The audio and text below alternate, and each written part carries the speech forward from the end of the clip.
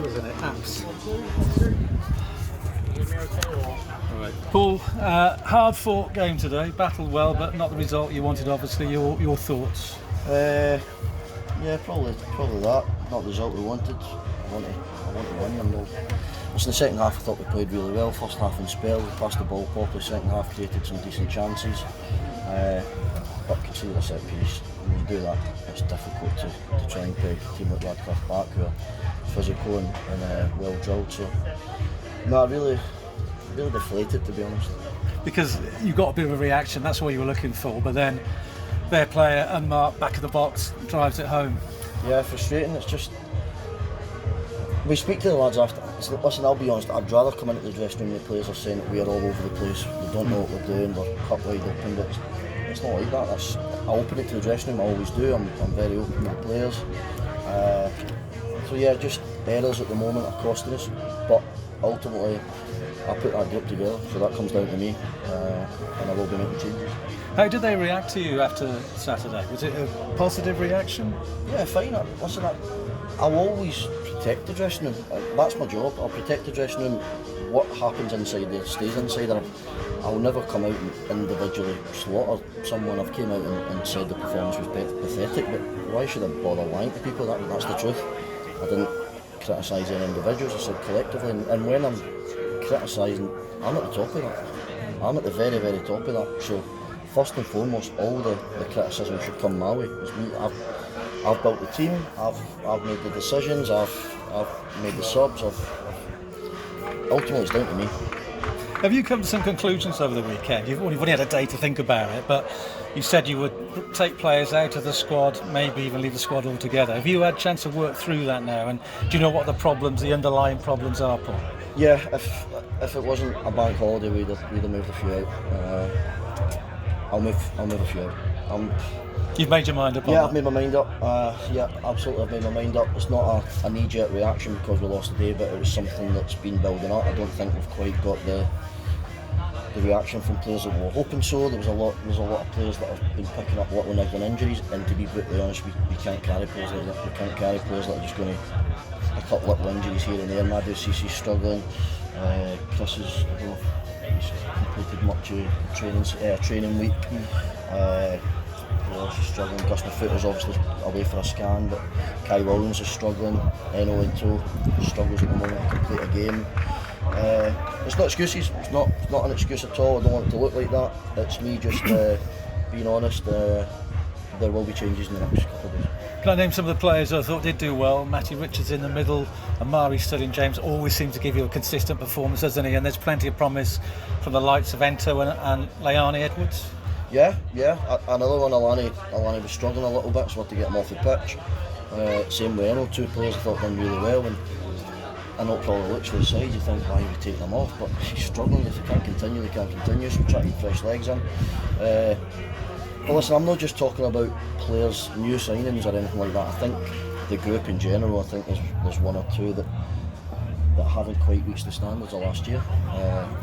So it's easy for me to be critical of the player, critical myself. We've not been good enough, and I'm going to keep fighting to get it right.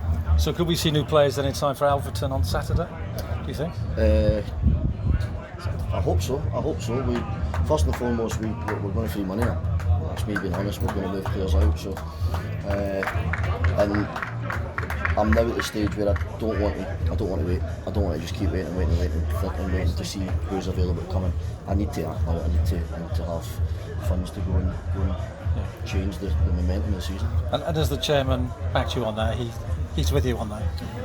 I've not really spoken to him about that, to be honest. That's the board don't get involved with that side of stuff. It's I crack on with all that. The chairman's been really helpful. He understands. We all understand, but I'm the type of character that I want to take responsibility. The start's not been good enough. We know it's going to be a difficult start, but it's not been good enough. Did I expect more points by now? Yeah, probably did, but we are where we are. We need to get better. We need to get better again. Not passing any buck starts with me, and I need to make tough decisions. Just I know you're a very honest manager and you're always very transparent with us. Some critics will say, well, these were your players. You recruited these players, you scouted them, you brought them in, you've had them pre-season, they're not performing. They'll say that's down to the coaching. And they're absolutely 100% right. They're 100% right. So what do I do? Just try and hide behind an ego and think, oh, they'll come good, or do I act? Some of the recruitment I've brought in hasn't worked. I think on a majority across the third season we're into now have been good, hence why we've had 2 really good seasons. But I'm also very critical of my own performance and how I manage, and it starts with me. I've made the decision to bring those players in and re-sign players, so let's just put that out there. I'm not just talking about new signings, and re-sign players, and it's now my decision to get it right. Again, I'll try and be as honest as I can with people. I'll have to make tough decisions, but I'm not going to sit there and hope that they work. We've played 5 games with this squad. It's going to have to change. Just finally, Woods, Hereford fans, back at Edgar Street, where there has been problems there. What would you say directly to them, to those listening and watching? Well, first and foremost, really appreciate the support today. I think particularly in the second half, you can see that we were trying our very best to get back in the game. I understand the frustration, I really, really do. At times, when I drive home, and I've tried to speak to the chairman about this, sometimes you have to almost, credit's the wrong word, but there is a frustration because there's an expectation at the football club. We feel as if myself, the chairman and the board and the backroom staff and the players, we've raised that expectation. So that expectation when we walked through the door wasn't there. It now is because we've raised it. We've got to live up to it. It's not been good enough.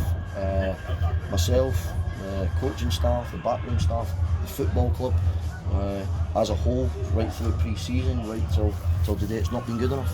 But that's down to me to go and try and fix it. And again, I'm not going to try and hide behind an ego. I need to try and do something to fix it, and I'm going to try now.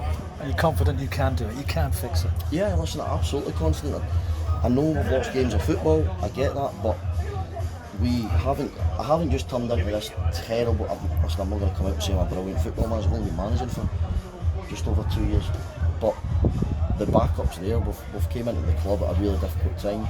We galvanised the community, we've got the punters together, we've raised the attendance ratings by over 1,000, we've got more season tickets year on year, so I know that we can still do it, I know that I can still do it. I understand the frustrations, I understand that people are losing faith, I understand that people want decisions made, but I'll just keep making decisions I think is right for the football club. Paul, as ever, thank you for your time.